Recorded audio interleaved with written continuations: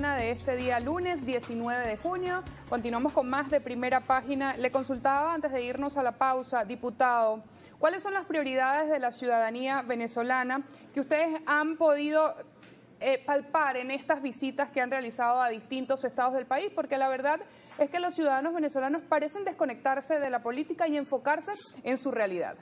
Claro, Francis, porque como lo mencionamos en el segmento anterior, como hay esa situación de descontento generalizado producto de toda una serie de políticas que al final subieron a las expectativas muy alto y no se concretaron, la gente se ha enfocado en buscar soluciones a sus problemas. Entiéndase, buscar recursos, los problemas del agua, los problemas del aseo, los problemas de la luz eléctrica, toda esta serie de inconvenientes. La gente se ha enfocado en esos problemas y los políticos tenemos que entender que la discusión, el debate político, la destrucción de unos y otros está en un segundo plano. Hay que empezar a trabajar en torno a las propuestas y nosotros en nuestro recorrido, en nuestros trabajos que hemos hecho a lo largo y ancho del país, hemos recolectado ese sentimiento. Y uno escucha a la gente y te dice, no, bueno, a mí no me interesa quién sea, lo que me interesa es que me solucione mis problemas. Me tengo los problemas básicos de la gente, la intención de generar un emprendimiento, la intención de tener sus propios recursos, no depender del Estado, no depender de nadie, sino tener su propia fuente de ingresos, los servicios públicos, el transporte, la seguridad, etcétera. Todos estos son temas que están muy por encima de la discusión que podamos tener los políticos en lo ideológico. Por eso los políticos, los que ejercemos el liderazgo político, tenemos que enfocarnos en buscar conectar el discurso entre las soluciones reales de la gente, siempre hablando con la verdad, y la discusión que se pueda dar a posteriori con respecto a lo político. Otro tema para abordar durante la entrevista, lo mencionábamos hace algunos minutos durante la pausa, es el cobro excesivo por parte de empresas prestadoras de servicio en distintas partes de la geografía nacional. En el estado La Guaira hay reportes, hay denuncias de ciudadanos, de pequeñas, de medianas e incluso grandes empresas que dicen que se les cobra muchísimo para la recolección de desechos sólidos. También hemos visto, por ejemplo, en el estado Bolívar, en Caroní, allí se han planteado mesas de trabajo para evaluar este cobro excesivo que denominan estas personas. ¿Qué se está haciendo? Ustedes han presentado ante la Asamblea Nacional una carta para buscar correctivos a este escenario. Claro, nosotros, meses anteriores, Francis, nosotros hablamos públicamente en medios de comunicación del cobro excesivo por parte del municipio. Hubo algún tipo de corrección porque al final, ya sean los impuestos municipales, los impuestos nacionales como el CENIAT, el caso de la recolección de desechos sólidos, si usted junta toda esta serie de impuestos que tiene que pagar una pequeña empresa, al final la estás condenando a la quiebra.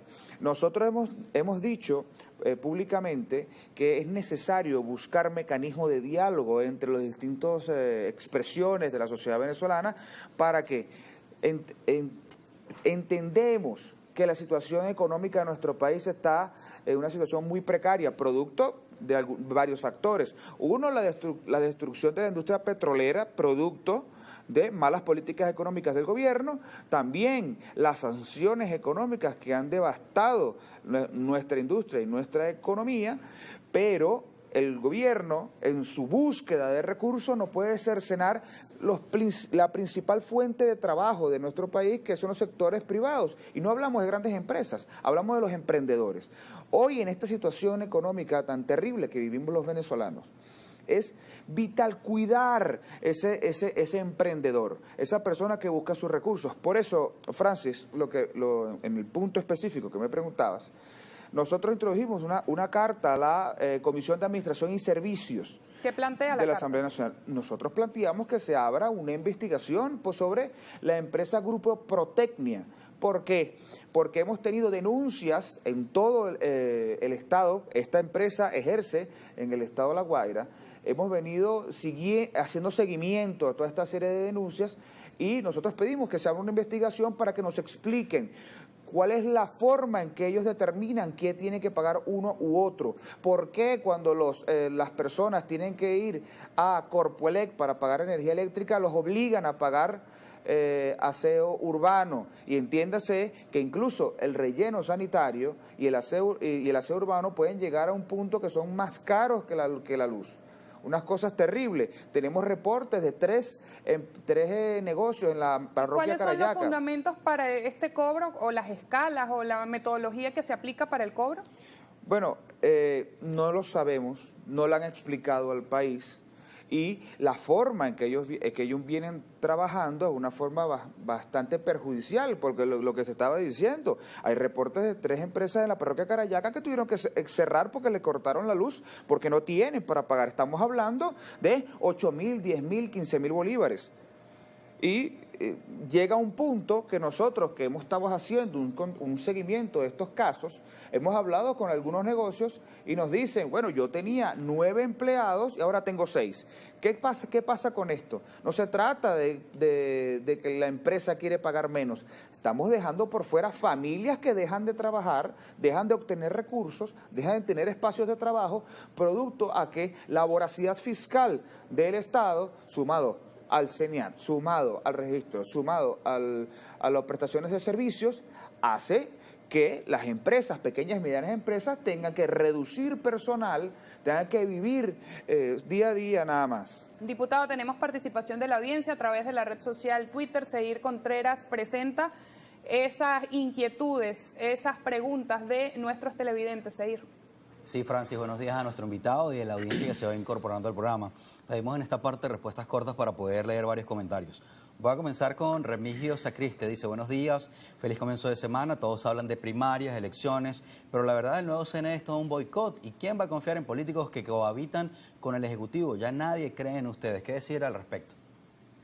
Bueno, la palabra cohabitar es un asunto que es bastante risible, porque tú cohabitas, a juro, en un espacio territorial como este. No puedes acabar con el otro. Esa es la política que nos ha hecho desastre. Creo que es retomar la política de la verdad, hablarle a la gente con seriedad y buscar conectarse con las soluciones de la gente. Eso está, ahí precisamente está el camino para que ese descontento se transforme en participación política. Este comentario es un poco más radical. Richard Soto, R. Soto 2008, dice, Venezuela no necesita voces blandengues, ya que pregonan que ni por las buenas ni por las malas salen y se basa en lo más sucio de la política. Por lo tanto, se necesita también un contrincante radical que se identifique con el clamor de la mayoría. Todos los estudios y la mayoría se expresa en la voz de no al extremismo, sí a la reconciliación. Puede ser que en las redes sociales y en una tarima sea muy chévere escuchar un discurso descarnado, pero es necesario buscar la reconciliación nacional, la mesura en momentos de tormenta y así alinear el camino de las soluciones para la gente. Más comentarios. Olivar de Visa dice, buenos días, primera página, ustedes están claros que ir más de 5 candidatos opositores va a dividir los 8 millones o más de votos opositores para dar el triunfo de nuevo al candidato del PSUV. Ustedes están claros que serán los culpables y que siga la crisis. Se trata en un punto neurálgico que sería lo idóneo, que se pudiera unificar la amplia mayoría de la oposición. Pero yo sí creo que el factor político que se concentre en conectarse con esa mayoría popular que quiere cambio, que no quiere el extremismo y que se identifica con soluciones, puede dar el cambio político en este país. Diputado, ya nos corresponde despedir la entrevista. Quisiera consultarle antes de irnos a quién perfila Avanzada Progresista para los próximos meses, para encontrar esta alianza desde la oposición. Nuestro partido está generando un debate interno bastante enriquecedor. Nosotros anunciaremos al país cuál va a ser nuestro candidato a la presidencia en nuestra convención nacional, que esperamos que en los próximos meses se ejecute, pero sí es cierto que ese candidato o candidata va a estar enmarcado en la búsqueda de la paz nacional, la reconciliación, la renovación del liderazgo político y sobre todo renovar la forma de la política para que la gente de verdad tenga una alternativa y quiera de verdad sumarse al cambio político. Y para que la gente tenga soluciones, sobre todo que es lo que quiere.